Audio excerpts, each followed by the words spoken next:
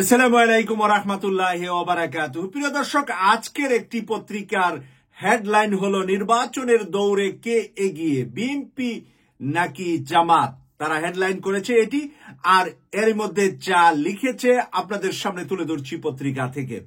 অন্তর্বর্তী সরকারের 100 দিন উপলক্ষে দেশবাসীর উদ্দেশ্যে দেওয়া ভাষণে প্রধান উপদেষ্টা অধ্যাপক মোহাম্মদ ইউনূস বলেছিলেন, নির্বাচনের ট্রেন যাত্রা শুরু করেছে, এটা আর থামবে না, কিন্তু যেতে যেতে আমাদের অনেকগুলো কাজ সেরে ফেলতে হবে।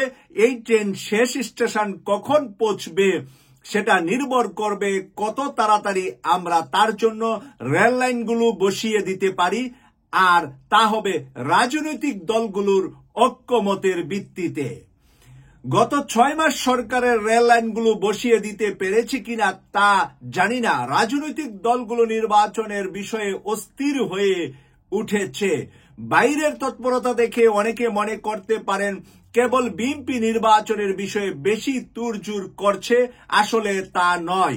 ভেতরে ভেতরে সব দলই প্রস্তুতি নিচ্ছে, হিসাব করছে কখন ভোট হলে কার বেশি লাভ হবে। বিএনপি নেতারা চলতি বছরের মাঝামাঝি নির্বাচনের কথা বললেও ডিসেম্বরের ডেডলাইন হিসাবে ধরে নিয়েছে। ডিসেম্বরের ভিতরে নির্বাচন হবে বিএনপি ধরে নিয়েছে, এবং সব কয়টা রাজনৈতিক দলই তলে তলে প্রস্তুতি নিচ্ছে নির্বাচনের জন্য। এটা ইঙ্গিত করেছে, এভাবে বলা যায় যে জামাতের প্রত্যেকটি আসনই এখন প্রার্থী ঘোষণা করছে।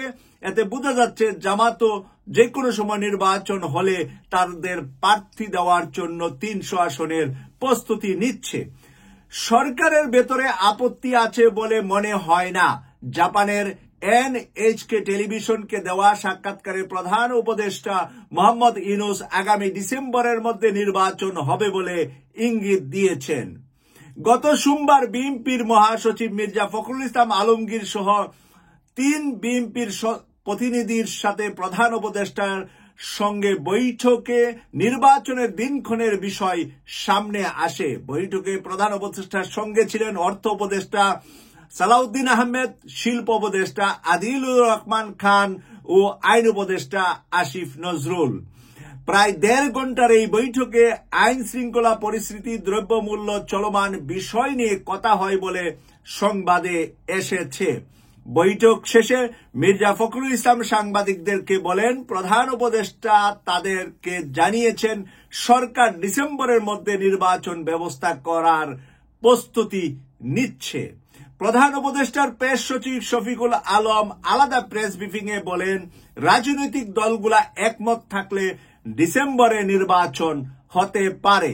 15 ফেব্রুয়ারি জাতীয় ঐক্যমত কমিশনের সঙ্গে সংস্কার নিয়ে রাজনৈতিক দলগুলোর মধ্যে যে বৈঠক হতে হবে তাতে রাজনৈতিক দলগুলোর কাছে অন্তর্বর্তী সরকারের নেওয়া সংস্কারের পদক্ষেপগুলো ব্যাখ্যা করবে প্রধান উপদেষ্টা।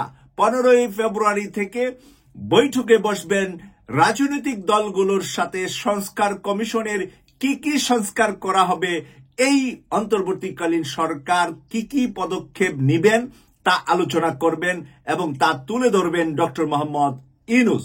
এই মুহূর্তে রাজনৈতিক দলগুলোর আগ্রহ নির্বাচনের নির্দিষ্ট তারিখ। 15 ফেব্রুয়ারি বৈঠকের বিষয়ে গণতন্ত্র মঞ্চের এক নেতার দৃষ্টি আকর্ষণ করলে বলেন, বৈঠক তো অর্থবহ হতে হবে। এর আগে প্রধান উপদেষ্টার সঙ্গে যতগুলো বৈঠক ছিল রাজনীতিকরা তাদের মতামত দিতে পারেননি। একসঙ্গে 25-30টি দলকে ডাকলে তারা কথা বলবে কিভাবে? কোনো বিষয়ে সিদ্ধান্ত আসতে হলে তো খোলামেলা আলোচনা করতে হবে। এই জন্য এবার আমরা যতটুকু জানতে পেরেছি যে একসাথে হবে না, আলাদা আলাদা ভাবে দলগুলোকে ডাকবেন। হয়তো ছোট ছোট কয়েকটি দল মিলে একসাথে ডাকবেন, বড় দলগুলাকে আলাদা আলাদা ভাবে ডাকবেন। কারণ একই সাথে সবগুলা দলের 30টা দলের থেকে যদি 2 জন করে কথা বলে তাহলে 60 জন কথা বলতে হবে। সেই কারণে সময় একটা বিরাট বিষয়, এবং এই কারণে কোনো বিষয়ে ঐক্যমতে যাওয়া যায় না। তাই এবার নির্বাচন নিয়ে এবং সংস্কার নিয়ে সিদ্ধান্তের বিষয়টা আলাদা আলাদা ভাবে প্রত্যেকটা দলের সাথে বসবেন বলে জানা গিয়েছে। এক্ষেত্রে জাতীয় ঐক্যমত কমিশনের সঙ্গে বৈঠক বৈঠক হওয়ার সম্ভাবনাই বেশি। এর আগে আইন উপদেষ্টা আসিফ নজরুল বলেছিলেন প্রয়োজনে রোজার মধ্যেও রাজনৈতিক দলগুলোর সঙ্গে সংলাপ হতে পারে। তার মানে 15 ফেব্রুয়ারি থেকে যদি মার্চ মাসের 15 পর্যন্ত করা লাগে, আর প্রতিদিন তো বৈঠক করা সম্ভব নয়, কারণ প্রধান উপদেষ্টা সহ উপদেষ্টাদের বিভিন্ন ধরনের সরকারি বেসরকারি শিডিউল থাকে। প্রধান উপদেষ্টার কার্যালয়ের সূত্র বরাত দিয়ে একটি সংবাদ মাধ্যম বলেন, নির্বাচন ডিসেম্বরের পরে হোক তা অধ্যাপক ডক্টর মোহাম্মদ ইউনূস কোনোভাবেই চান না। নির্ভরযোগ্য সূত্র জানা গেছে আগামী 6 ডিসেম্বর গণতন্ত্র দিবসে এই নির্বাচনের সম্ভাব্য তারিখ ঠিক করা হয়েছে। 6 ডিসেম্বর তাৎপর্য হলো 1990 সালের এই দিনে গণ অভ্যুত্থানের মাধ্যমে এরশাদ সরকারের পতন ঘটে। 34 বছর পর আরেকটি গণ অভ্যুত্থান হলো 2024 সালের 5 অগাস্ট। তাহলে আমরা ধরে নিচ্ছি যে আগামী 6 ডিসেম্বর স্বৈরাচার এরশাদ পতনের দিনটা বেছে নিচ্ছেন ডক্টর মোহাম্মদ ইউনূস স্যার। সেদিন হবে বাংলাদেশের নির্বাচন।